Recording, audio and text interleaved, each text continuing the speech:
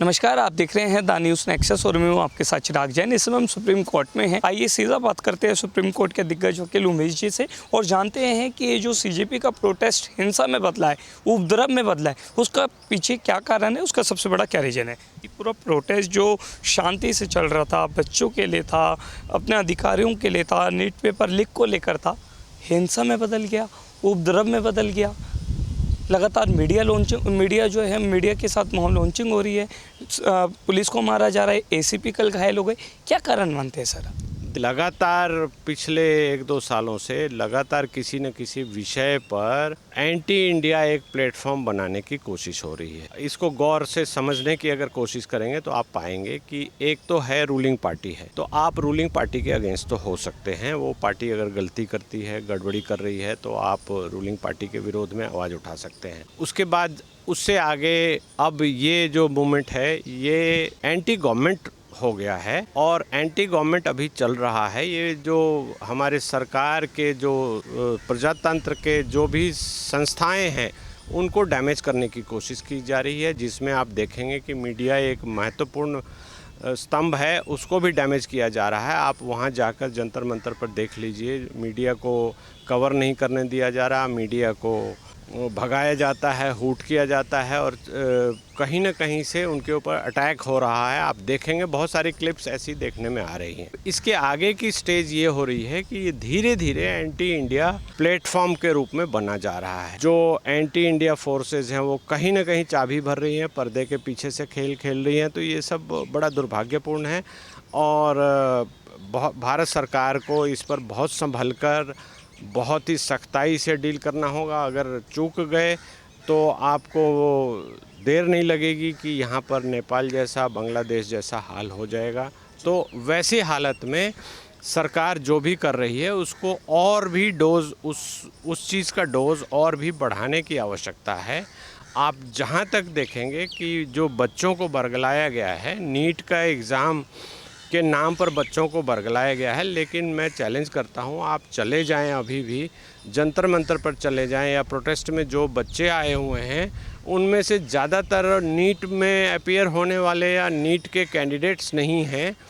वो बेचारे तो जो नीट के कैंडिडेट्स हैं वो जो आए हैं उनको तो कुछ पता ही नहीं चल रहा है कि उनको मिसयूज़ किया जा रहा है, उनको आगे फ्रंट पे बढ़ाया जा रहा है, उनका कैरियर ख़राब करने की तैयारी है। अगर वो किसी पुलिस वाले पर हाथ उठाते हैं, किसी मीडिया वाले पर हाथ उठाते हैं या किसी दंगे में वो सीसीटीवी में कैद हो जाते हैं तो उनके ऊपर मुकदमा बन जाएगा और उनका कैरियर तो कहाँ, तो ये कैरियर बनाने के लिए मूवमेंट करने आए थे, लेकिन उनका कैरियर पूरी तरह से ख़राब हो जाएगा और उनको कहीं भी सरकारी नौकरी में या कहीं भी पढ़ाई लिखाई में बहुत सारी दिक्कतें होंगी। इस चीज़ को हम पहले से आगाह कर रहे हैं, आपने देखा होगा। हम इस चीज़ को, बच्चों को समझ में आता नहीं है, राजनीतिक लोग जो हैं वो इनको जोश में दिला देते हैं, आगे बढ़ा देते हैं और ऐसी बातें करते हैं। तो ऐसी हालत में ये अच्छी बात नहीं है। अभी थोड़ी देर पहले गृह मंत्रालय द्वारा एक नोटिस जारी किया गया है जिसमें बताया गया कि दिल्ली पुलिस कमिश्नर को जो है, अभी हाल ही में आप जानते होंगे दिल्ली पुलिस कमिश्नर को भी बदला गया है और उनको ही अब ताकत दे दी गई है, अधिकार दे दिया गया है कि 19 जुलाई से लेकर के आने वाली 18 अक्टूबर तक जो है उन्हें NSA यानी नेशनल सिक्योरिटी एक्ट लगाने का अधिकार दिया जाता है। मैं जानना चाहूँगा ये NSA होता क्या है, कैसा एक्ट है और ये अधिकार इतनी क्रिटिकल कंडीशन में क्यों दिया गया है? देखिए, ये तो रूटीन में आप देखेंगे, ये टाइमिंग अभी हो गई है। नोटिफिकेशन को पढ़ने के बाद आप देखेंगे उसमें ये लिखा होता है कि पहले का नोटिफिकेशन इस डेट तक था, अब ये नोटिफिकेशन दिया जा रहा है और पहले की भी प्रक्रिया यही है। कमिश्नर पुलिस को ही पावर होती है NSA पर, फाइल पर जो ऑर्डर होता है वो कमिश्नर पुलिस के ही ऑर्डर होते हैं और IPS रैंक के अधिकारी द्वारा ही अनुशंसा की जाती है। तो वैसे हालात में ये जो टाइमिंग अभी आई है, ये चूँकि ये ऐसी टाइमिंग चल रही है जिसमें कि एंटी इंडिया फोर्सेस और जो आप बहुत सारे क्रिमिनल एलिमेंट्स को देखेंगे कि वो जंतर मंतर के आसपास या नई दिल्ली क्षेत्र में वो आकर निरंतर भड़काने का काम कर रहे हैं, निरंतर लोगों को भड़काने का काम कर रहे हैं। जाहिर सी बात है कि उनको बाहर से विदेशी ताकतों से, भारत विरोधी ताकतों से पैसा मिला है तो वो ऐसा कर रहे हैं।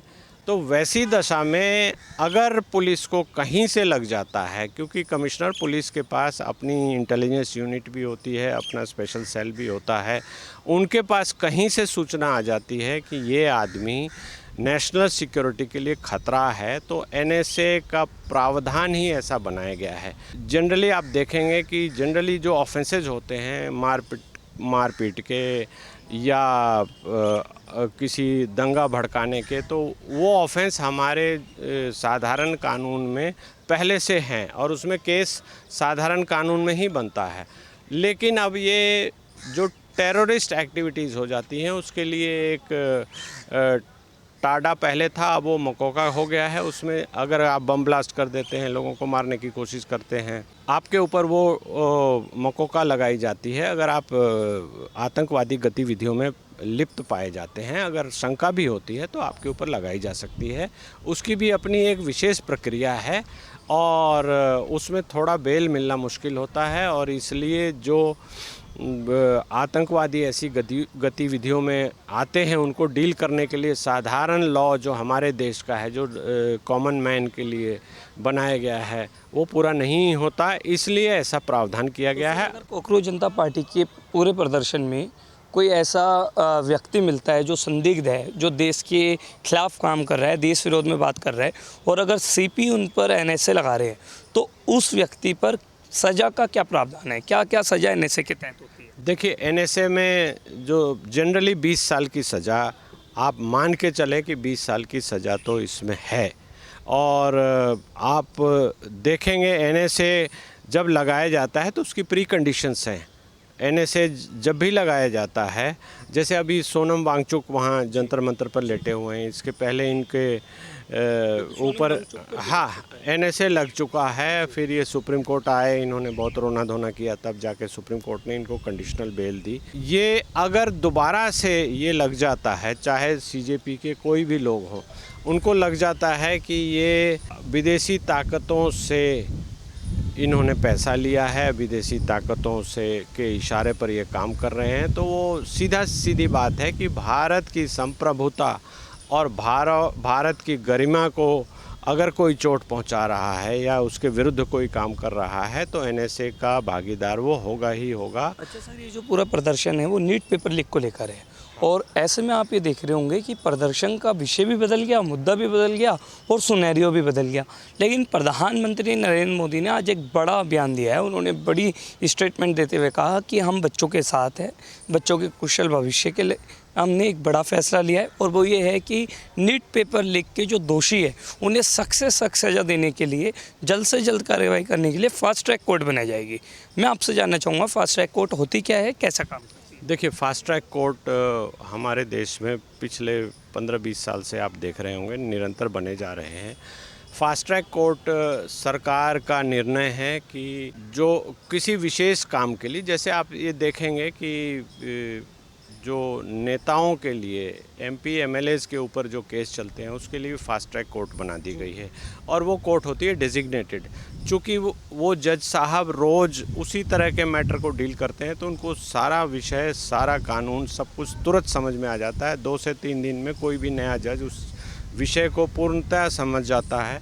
और फास्ट ट्रैक कोर्ट, चूँकि ये फास्ट ट्रैक कोर्ट इसमें गठित किया गया है, नीट की परीक्षा से संबंधित जो मुकदमे बने हैं उसमें गठित किया गया है, तो जाहिर सी बात है कि उनको सब कुछ समझ में तुरंत आ जाएगा।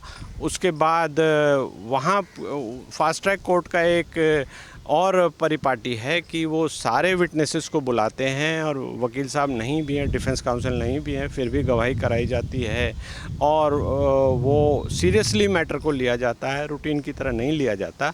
तो वैसी दशा में होता क्या है कि बहुत तेज़ी से वो केस फैसले पर आ जाते हैं, सबकी गवाहियाँ हो जाती हैं। उसके बाद अगर कोई उसमें कोई इंटरफेरेंस ना हो हाई कोर्ट की या सुप्रीम कोर्ट की, तो वो केस बहुत तेज़ी से डिसाइड भी हो जाते हैं। तो वैसी दशा में ये बहुत ही स्वागत के लायक कदम है कि प्रधानमंत्री साहब ने कहा है कि फास्ट ट्रैक कोर्ट बनेंगे और उसमें फ़ैसला होगा, तो ये इसका स्वागत सबको करना चाहिए। लेकिन मुझे नहीं लगता कि जो कॉकरोच जनता पार्टी के लोग इस विषय पर ही कुछ करना चाहते हैं। वो तो आपने जैसा अभी कहा कि ये तो जो नीट की परीक्षा से संबंधित बच्चों के भविष्य का मामला था वो तो बिल्कुल पीछे रह गया है। अब तो हर आदमी पार्लियामेंट को जलाने की बात कर रहा है, धर्मेंद्र प्रधान के इस्तीफे की बात कर रहा है, प्रधानमंत्री के इस्तीफे की बात कर रहा है। आप वहाँ जाकर सुन लीजिए, अनर्गल बातें दिखाई दे रही हैं, सोशल मीडिया पर भी सब कुछ विजिबल है। तो ये किन लोगों के हाथ में था और किस तरह से उकसाया गया है बच्चों को जो बिल्कुल नहीं समझते, और उसकी भीड़ जमा करके अब राजनीतिक रोटियां कौन लोग सेंक रहे हैं ये आपको। के ने ये भी बोला है कि हम प्रधानमंत्री हो या फिर सरकार हो, उनसे तब तक बातचीत नहीं करेंगे जब तक जंतर मंतर पर वो ना आ जाए। यानी कि हम नहीं जाएंगे, सरकार को बातचीत करनी है, उन्हें खुद आना पड़ेगा, नहीं तो कोई बातचीत नहीं होगी।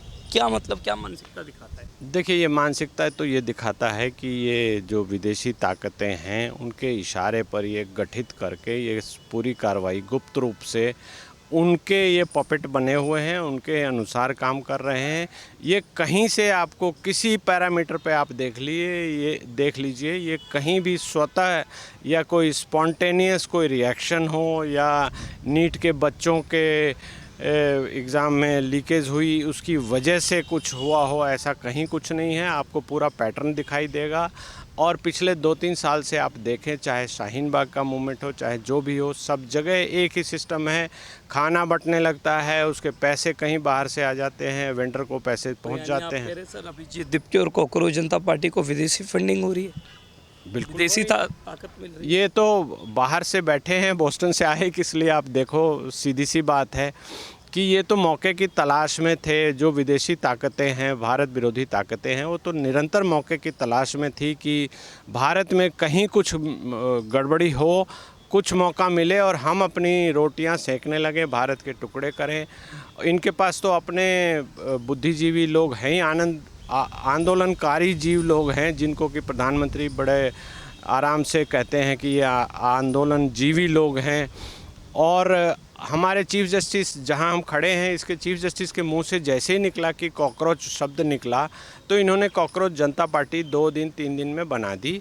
उसके बाद ये शुरू हो गए और अब ये क्या खेल चल रहा है आपको दिखाई दे जाएगा। ये बोस्टन से आ गए, अब प्लानिंग से आए हैं, क्या क्या टूल किट है इनका, किस तरह से आप देखेंगे 2 करोड़ 3 करोड़ फॉलोअर इनके तुरंत हो गए, ओवरनाइट हो गया। तो ये सब चीज़ें आपको एक पैटर्न दिखाई नहीं दे रहा क्या? ये पैटर्न है और उस तरह से ये सारी चीज़ें हो रही हैं। तो ये कहीं ना कहीं जो एंटी इंडिया फोर्सेस का प्लेटफॉर्म के रूप में इनको यूज़ किया जा रहा है। उसके लिए फंडिंग हो, डायरेक्ट फंडिंग हो, इनडायरेक्ट फंडिंग हो।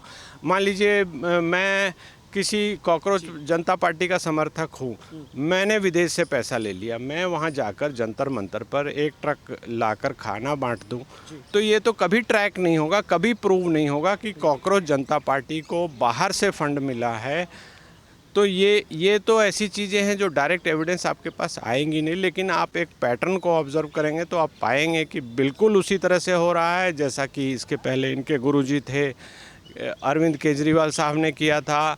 अब वो आप देखेंगे कि वो इस चीज़ को पूरे को सुलगा कर वो अचानक नेपथ्य में चले गए हैं। अब वो उनके दूसरे लीडर्स भी वहाँ आ रहे हैं, राजनीतिक रोटियां सेक रहे हैं और ये खेल बनाने की कोशिश की जा रही है। तो सर, आपने केजरीवाल का नाम लिया, एक बड़ा सवाल है, केजरीवाल हो, राहुल गांधी हो, तमाम विपक्ष के नेता हो, आज जैसे ही प्रधानमंत्री ने बोला कि हम जो है फास्ट ट्रैक कोर्ट बनाएंगे, जो कि फैसला आप जो है स्वागत योग्य बता रहे हैं, तो विपक्ष के सभी नेताओं ने और केजरीवाल ने स्पेशली कहा कि जी ऐसा लग रहा है कि प्रधानमंत्री जो है नरेंद्र मोदी वो दिशाहीन हो गए हैं, वो अहंकार से भर चुके हैं, बच्चों की परवाह नहीं है क्योंकि उनके खुद बच्चे नहीं हैं। ऐसी स्टेटमेंट भी उन्होंने अभी हाल ही में दी थी कि उनके खुद बच्चे नहीं हैं, इसलिए वो बच्चों का दर्द नहीं समझ सकते। धर्मेंद्र प्रधान का इस्तीफा जब तक नहीं होगा, हम बच्चों के साथ हैं। क्या कहना चाहेंगे अरविंद केजरीवाल की इस मानसिकता पर? देखिए, अरविंद केजरीवाल के मुंह से तो ये बात शोभा ही नहीं देती। क्या उनके बच्चों ने नीट का एग्ज़ाम दिया है? क्या वो विफल हुए हैं, सफल हुए हैं? इस चीज़ को जोड़कर कहीं से वो बता दें। इसके साथ साथ जो इनके दूसरे बड़े नेता हैं, जो राहुल गांधी साहब हैं, उनके बारे में तो जितना कम बोला जाए उतना ही अच्छा है। सिंबॉलिकली सारे लोग समझ जाएंगे कि उनके बच्चे नीट में क्या एग्ज़ाम दे रहे हैं और वो अभी युवा नेता हैं, उन्होंने नीट का कब एग्ज़ाम दिया, क्या दिया, वो सारी बातें वो समझ ले, तभी जाकर ये बातें करें। तो प्रधानमंत्री के ऊपर आक्षेप लगाने से पहले वो अपने आप को देख ले। और इसके साथ एक बहुत ही महत्वपूर्ण बात है कि कल शाम से हमारी इंटेलिजेंस एजेंसीज़ के पास इनपुट आ रहा है कि अमेरिका के एम्बेसी ने यहाँ पर एक एडवाइजरी अपने अमेरिकन्स को जारी की है, जिसमें ये कहा गया है कि बहुत सारे किसान बॉर्डर पर आएंगे, इस बॉर्डर पर ना जाओ, उस पर ना जाओ, न्यू दिल्ली एरिया में ना जाओ। तो ये सब इनको कैसे पता लग गया? जब तक विदेशी ताकतें इनको इशारा नहीं कर रही, जब तक इनका बाहर से कमांड नहीं आ रहे, तो ये अमेरिकन एम्बेसी को कैसे पता लग गया? ये बहुत गंभीर चिंता का विषय है। और हमारे देश का दुर्भाग्य ये है कि हमारे देश में ऐसे लोग हैं जो अपनी ही थाली में छेद करने को तैयार है, ज़रा सा किसी फ़ायदे के लिए। तो ये बड़ा दुर्भाग्यपूर्ण है और ये सब रुकना भी चाहिए। लास्ट में सर एक प्रदर्शन से जुड़ा एक बड़ा सवाल है, वो मैं आपसे पूछना चाहूँगा। 20 तारीख को जो कुछ हुआ आपने देखा होगा कि बच्चे जो है अपनी मांगों को लेकर के प्रदर्शन करने आए, लेकिन पुलिस ने उन पर लाठीचार्ज कर दिया, आंसू गैस के गोले चला दिए, सामने से पथराबाजी भी देखने को मिली। कैसे देखते हैं आप इस पूरे प्रदर्शन को, और क्या वाकई में धर्मेंद्र प्रधान को इस्तीफ़ा देना चाहिए? देखिए, धर्मेंद्र प्रधान को इस्तीफ़ा देना ना देना ये तो धर्मेंद्र प्रधान के विवेक पर छोड़ दें। अगर उससे आगे आप देखना चाहते हैं तो प्रधानमंत्री और पूरी कैबिनेट की जो सामूहिक जिम्मेवारी है उसके ऊपर छोड़ दें। अगर गलत पाया गया है, अगर उनकी कहीं कोई गलती है, तो उसको बिल्कुल उनको इस्तीफ़ा देना चाहिए। नहीं देते हैं तो कैबिनेट से उनको हटा भी देना चाहिए। लेकिन अगर उनको शिकार किया जा रहा है, कोई टारगेट किया जा रहा है, तो उनको इस्तीफ़ा देने का मतलब होगा कि उसके बाद ये कहेंगे कि प्रधानमंत्री इस्तीफ़ा दो, सरकार इस्तीफ़ा दो, जाओ यहाँ से और दूसरी व्यवस्था हम बनाएंगे। तो ये तो अंतहीन बातें हैं। इन चीज़ों को पढ़ के आप जो संवैधानिक व्यवस्था हमारे देश की है उसके अनुसार काम चलने दीजिए। पार्लियामेंट में घुसकर किसी को भी प्रदर्शन करने का अधिकार साधारण आदमी को नहीं है। आप पार्लियामेंट की अगर 5 लोग से ज़्यादा जा रहे हैं तो वहाँ पहले से निषेधाज्ञा लागू है और आपको 5 लोगों से ज़्यादा नहीं जाना चाहिए। यहाँ तो हज़ारों हज़ार लोग जा रहे थे, तो पुलिस ने अपनी ड्यूटी पर रोकने की कोशिश की। तो पुलिस को मारने का आपको किसने अधिकार दिया? पुलिस का काम है आंसू गैस के गोले छोड़ना, उनको रोकना। भीड़ को अगर घुस जाती है तो वो क्या जवाब देंगे? संवैधानिक व्यवस्था को बनाए रखना पुलिस की ड्यूटी है। अब वो ड्यूटी कर रहे हैं, उन बेचारों का सिर फोड़ दिया, अपने हाथ तोड़ दिया, उनके बैटन छीन लिए, उनके वर्दी फाड़ दी। तो ये सब कहीं से भी आप जस्टिफाई नहीं कर सकते। अब हो क्या रहा है कि नीट की आड़ में छोटे बच्चों को जो बिल्कुल समझ नहीं पा रहे इन चीज़ों को, दुनियादारी की जिनको बिल्कुल समझ नहीं है, उनको आगे बढ़ाकर ये सब करवाया जा रहा है और उन बच्चों का कैरियर भी ये ख़त्म करके ही मानेंगे।